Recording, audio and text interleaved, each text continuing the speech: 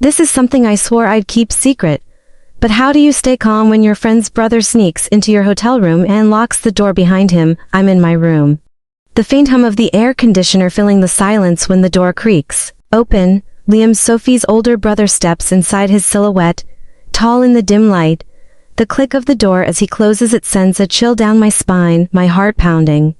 The room smells of crisp hotel linens, but all I feel is fear, sharp and cold, pinning me to the bed. I'm 25, a travel blogger on a group trip with Sophie, my best friend since college. She's loyal, always there with a laugh or a late-night chat, but Liam's different. Bold, a little too confident, the kind of guy who fills a room. We're in Miami for a weekend getaway, sharing stories by the pool. When Liam started lingering near me, his comments too personal. I'm cautious, always the one to double-check locks, but I trusted Sophie's judgment, so I let my guard down. Now he's here uninvited at 1 a.m. and I'm alone. I pull the blanket tighter, the fabric rough against my skin, and sit up. What are you doing here? I ask, my voice sharper than I feel. Liam smiles, casual, like this is normal. Just checking on you, he says, stepping closer. The air conditioner's hum grows louder in my ears, a sensory jolt amplifying my panic. Sophie's asleep in her room down the hall, oblivious, and I'm kicking myself for not bolting the door. My trusting nature, the part that sees the best in people, has left me vulnerable, and the stakes are clear. My safety, my friendship, my sense of control. I glance at my phone on the nightstand, too far to grab without moving past him. Liam still standing there, his hands in his pockets, but the closed door feels like a trap. Tara's voice, my other friend, echoes from last week. Watch out for guys like him. She's skeptical, always spotting red flags I miss. Now I'm wishing I'd listened. The room's too small, the walls too close, and I'm torn between screaming and staying calm. As Liam takes another step, one question burns. Will I get out of this, or is this about to get worse? The hotel room feels smaller now, the air conditioner's hum, a relentless drone, as Liam stands near the foot of my bed, his casual stance, hands in pockets. That easy smile does nothing to calm the panic clawing at my chest.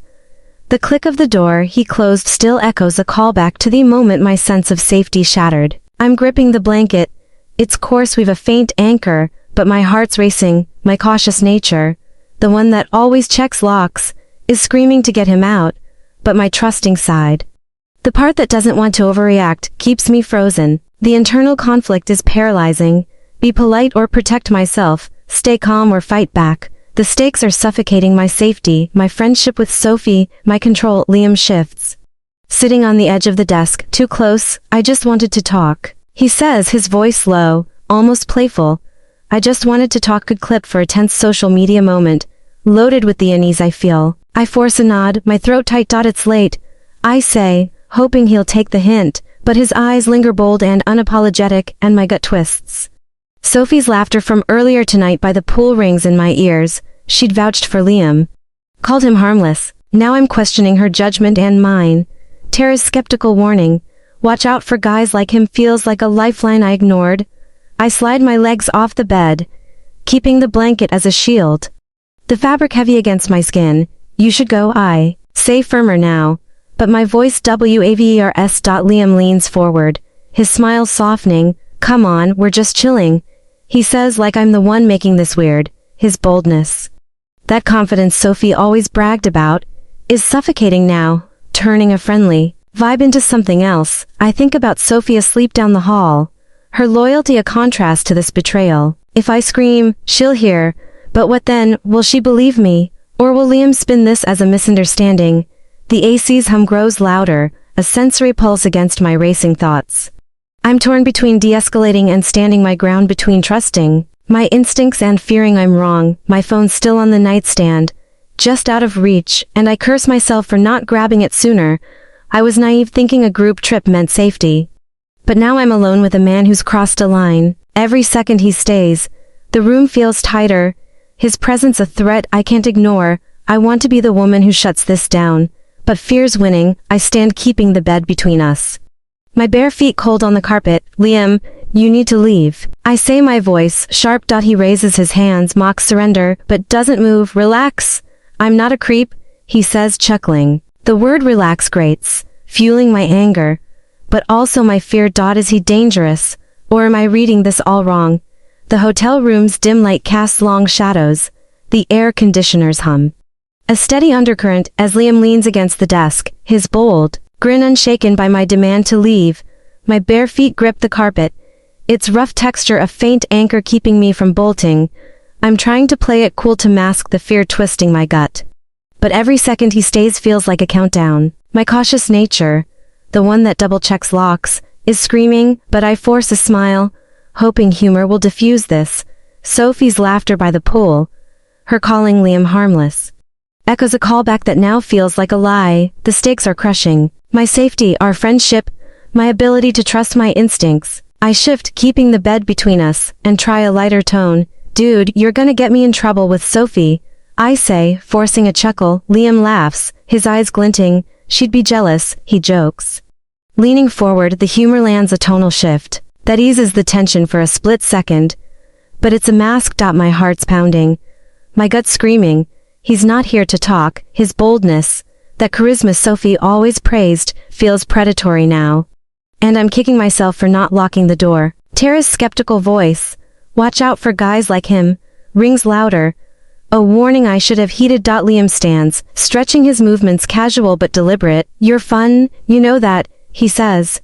Stepping closer, I back up my hip, brushing the nightstand, the wood cool against my skin. "It's late," I say again, my voice tighter. He shrugs, but his gaze doesn't waver, and the room feels smaller. The axe hum louder, a sensory pulse amplifying my unease. I think about that first moment, the click of the door when he closed it. How I froze instead of acting. Now every word, every step is a test of my boundaries, and I'm losing ground. Sophie's loyalty looms. She's my rock, the one who'd fight for me. But she idolizes Liam. If I tell her, will she believe me? Or will his charm win? The emotional moment hits, as I realize I'm not just scared of him, I'm scared of losing her. I try another joke, desperate to keep things light. "You're gonna owe me coffee for this midnight chat," I say, but it falls flat, my voice shaky. Liam smirks unbothered and takes another step. My phone's inches away on the nightstand, but reaching for it feels like a risk. I'm caught torn between de-escalating and fighting, between trust and instinct. The axe hum fills the silence, a reminder of how alone I am. I want to scream, to run, but I'm still hoping I can talk my way out.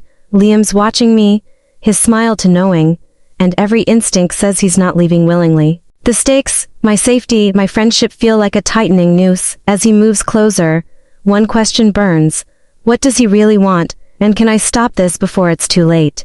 The hotel room's air feels thick, the hum of the AC now a grating buzz. As Liam stands too close, his bold smirk unshaken by my attempts to deflect.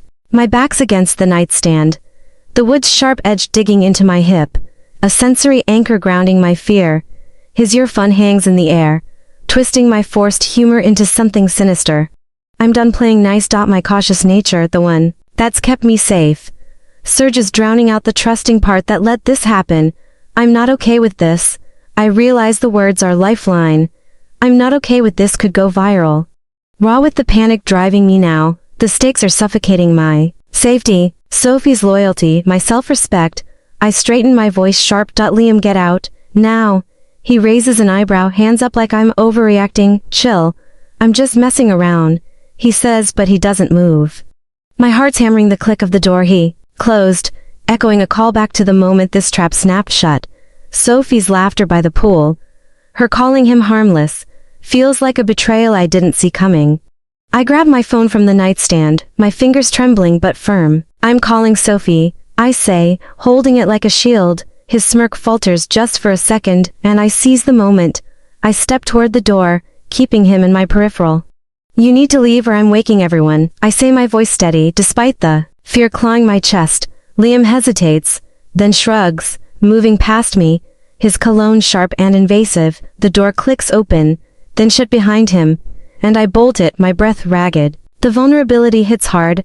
I'm safe, but shaken. My trust in Sophie's world cracked. Tara's skeptical warning, "Watch out for guys like him," was right, and I'm kicking myself for ignoring it. I was naive, thinking a group trip meant safety, but I let my guard down. I sink onto the bed, the sheets cool against my legs, and text Sophie, "We need to talk," Now. My fingers hover, unsure how to explain this without breaking us. She's loyal. My rock, but Liam's her brother, her blind spot. The stakes aren't just my safety anymore. They're our friendship, my ability to trust. Comment below. What's the scariest moment you've faced alone? I need to know. I'm not the only one who's felt this. The room's quiet now, the AC's hum softer, but my mind's racing. I stood up to Liam, but the real test is coming as I wait for Sophie's reply. One question burns. How do I tell her what her brother did without losing her? The hotel room's silence is deafening. The AC's hum now, a faint whisper, as I sit on the bed, my phone clutched tight. Sophie's text, coming over, sits heavy on the screen, sent minutes ago. After I told her we needed to talk, the bolt on the door is locked, but my heart's still racing from Liam's intrusion. His bold smirk burned into my mind. My cautious nature, the one that finally pushed him out, is warring with the fear of what comes next. My internal conflict is raw. Tell Sophie the truth and risk our friendship, or stay silent and betray myself. The stakes are crushing her loyalty, my self-respect, our bond. I pace the carpet soft under my feet, the rustle of bedsheets, from when I sat down, a sensory anchor grounding my panic. Liam's just messing around echoes a callback to the moment I realized he wasn't harmless. Sophie's laughter by the pool, her calling him her big brother hero, twists like a knife. She's my rock, the one who stayed up with me through heartbreaks. But this is different.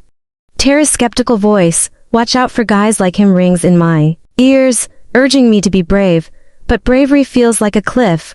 I'm not ready to jump off. Sophie knocks, and I let her in. Her face a mix of worry and confusion. What's wrong? She asks. Sitting on the desk chair, I take a breath, the emotional moment hitting hard as I force the words out. Liam sneaked into my room tonight. I say. My voice shaking. He closed the door, wouldn't leave. I had to make him go. Her eyes widen, then narrow. Liam, are you sure you didn't misunderstand? She says, her tone sharp. The doubt cuts deep like I feared. And my stomach lurches. I want to scream, but I keep my voice steady. I'm sure it scared me. Sophie. She crosses her arms, her loyalty to Liam clashing with our friendship. He's not like that, she says, but it's weaker, like she's trying to convince herself. I sit on the bed, the sheets cool against my legs, and push on. I know he's your brother, but I'm telling you what happened. My trusting nature, the part that leaned on Sophie's judgment, is crumbling, and I'm terrified I'm losing her. If she doesn't believe me, I'm alone in this. And that thought is heavier than Liam's presence was. The room feels smaller, the weight of her doubt suffocating. I want to be the woman who stands her ground, but fear of losing Sophie is paralyzing. Tara would tell me to fight, to not let this slide, but Sophie's all I have here. My phone buzzes, Tara's name checking in, but I ignore it, focused on Sophie's torn expression. This is my fight or flight moment, and I'm choosing to fight, even if it breaks us. As she stares at the floor, one question burns. Will she believe me, or will her loyalty to Liam tear us apart? The hotel room's dim light feels oppressive now, the faint hum of the AC barely cutting through the tension between Sophie and me. She's still on the desk chair, her arms crossed, her face, a mix of doubt and defensiveness. My phone's silent on the bed, Tara's unanswered text, a reminder of the support I'm not leaning on. Liam's intrusion, his bold smirk. The click of the door replays in my mind, a callback that fuels my resolve. My internal conflict is a storm. I want to protect my friendship with Sophie, but staying silent means betraying myself. The stakes are brutal. Our bond, my self-respect. My trust in her loyalty. Sophie shifts, her voice sharp. He's not like that, she says again, but it's shaky, like she's grasping at straws. He's not like that could clip for a raw social media moment. Heavy with her denial, I lean forward, the bed creaking under me, the sound a sensory anchor grounding my anger. Sophie. He sneaked in at 1 a.m. I say, my voice steady despite the hurt. He wouldn't leave until I threatened to call you. That's not okay. Her eyes flicker, but she doesn't respond. And the silence cuts deeper than her words are. Say, I think about that night by the pool, Sophie's laughter, her calling Liam harmless, and how I trusted her judgment. Now her defensiveness feels like a betrayal, and I'm questioning everything. Tara's skeptical warning, watch out for guys like him, was a lifeline I ignored, and I'm kicking myself for it. Liam's charm is working even now, casting doubt through Sophie's loyalty. At breakfast, he was all smiles. joking with the group, and I saw a coworker nudge Sophie, whispering something that made her laugh. Are they talking about me? The fear that Liam's spinning this, making me the dramatic one, gnaws at me. Sophie stands pacing her sneakers soft on the carpet. Maybe he was drunk, she says, almost to herself. He does dumb stuff sometimes, it's not an apology, and it stings. My cautious nature wants to push harder to make her see, but my heart aches at the thought of losing her. If I keep pressing, I risk our friendship breaking for good. If I back off, I'm letting Liam's actions slide. And that feels like losing myself. The stakes are bond. My safety feel like a tightening knot. My phone buzzes again. Tara, probably sensing I need her. I want to call to spill everything. But this is between me and Sophie now. Her loyalty to Liam. Her doubt in me is testing everything we've built. The AC's hum fills the quiet. A reminder of how fragile this moment is. I need her to believe me, but her torn expression says she's not there yet. As she stops pacing, meeting my eyes, one question burns. Will our friendship survive this? Or has Liam's shadow broken us already? The hotel's rooftop deck is quiet, the early morning breeze carrying the faint scent of chlorine from the pool below. I'm sitting on a lounge chair, Sophie beside me, her hands clasped tightly in her lap. It's been hours since our tense talk in my room, and I asked her to meet here, away from Liam, to finish this. My vulnerability, the fear and hurt from his intrusion, has hardened into empowerment. I'm done letting Sophie's doubt silence me. My cautious nature, the one that pushed Liam out, now drives me to protect my truth. The stakes are raw, our friendship, my self-respect, my trust in myself. I take a breath, the deck's rough canvas chair scraping my legs, a sensory anchor steadying me. Sophie, I need you to hear me. I say, my voice firm but soft. Liam scared me. He crossed a line, and I can't pretend it didn't happen. Her eyes meet mine, hesitant, but she nods. I talked to him. She says, her voice low. He said it was a joke. But I believe you. The words are a key emotional moment. A release of the weight I've carried since the door clicked shut. Sophie's loyalty, the rock I've leaned on for years, flickers back, echoing our poolside laughter before Liam's shadow fell. I lean forward, my heart still guarded. I'm not asking you to hate him, I say, but I need boundaries. He can't be around me like that again. Sophie's face tightens, but she agrees. I'll make sure he stays away, she says, her tone resolute. It's not perfect, but it's a start, a turning point where I'm setting lines I won't let anyone cross. Tara's skeptical warning, watch out for guys like him, echoes a callback, fueling my strength. Her voice would cheer me on now, proud. I'm standing firm. This moment isn't just about Sophie. It's about me. I've spent days questioning my instincts, my role, but confronting this has shown me I'm stronger than I thought. I'm not the trusting girl who let Liam in, nor the one who froze when he closed the door. I'm someone who can fight for herself even when it's messy. Sophie's hand brushes mine, a small gesture of repair. I'm sorry I doubted you, she says, and I nod, the hurt easing, but not gone. Our friendship's bruised, but it's still here, and that's enough for now. The breeze picks up the chlorine scent sharper, and I feel lighter, like I've reclaimed my voice. The emotional weight of this choice, choosing my truth over fear, has reshaped me. I'm learning to trust my gut, to value my safety over others' comfort. As the sun climbs higher, one question lingers. Can I trust myself now, or will fear creep back in? The soft glow of my laptop screen lights up my apartment. The faint hum of the fridge, a gentle anchor as I sit on my couch. A blanket draped over my legs. It's been weeks since the Miami trip, since Liam's intrusion and my rooftop reckoning with Sophie. The memory of that night, the click of the door, his bold smirk still lingers, but it's quieter now, a scar instead of a wound. The theme of boundaries woven through this story has become my guide. Growth comes from valuing myself, even when it's hard. My heart's steadier, the stakes, my self-respect, Sophie's loyalty, my trust, now a foundation for moving forward. I sip my coffee, the mug's warmth seeping into my palms. A sensory echo of the hotel's AC hum that night. Sophie and I are okay. Not perfect, but healing. We've talked more, setting clear rules about Liam, who's kept his distance. Her loyalty, bruised but intact, showed me friendships can bend without breaking. I've been cautious, double-checking locks again. But I'm also stronger, trusting my instincts more. Tara's been my cheerleader. Her skeptical, "You're tougher than you think," ringing true last night over pizza. Her warning about Liam, a callback to her fierce insight, pushed me to stand up to reclaim my space. That night could have defined me as a victim, but instead it taught me empowerment. I'm not just the travel blogger who froze when a door closed. I'm the woman who pushed back, who chose truth over fear. Setting boundaries wasn't just about Liam. It was about promising myself I'd never silence my gut again. I'm sharing this because we all face moments that test our strength. What's a boundary you've set to protect yourself? Comment below. I'd love to hear your stories. Trust is fragile, but so is growth. And it's worth fighting for. The fridge hums on the city outside my window, alive with distant lights. I'm still me, cautious, trusting, learning to balance both. The trip's chaos faded, but its lessons shine my voice, my safety, my worth. Some doors close to trap you, others you lock yourself to keep the world safe, and maybe that's enough for now.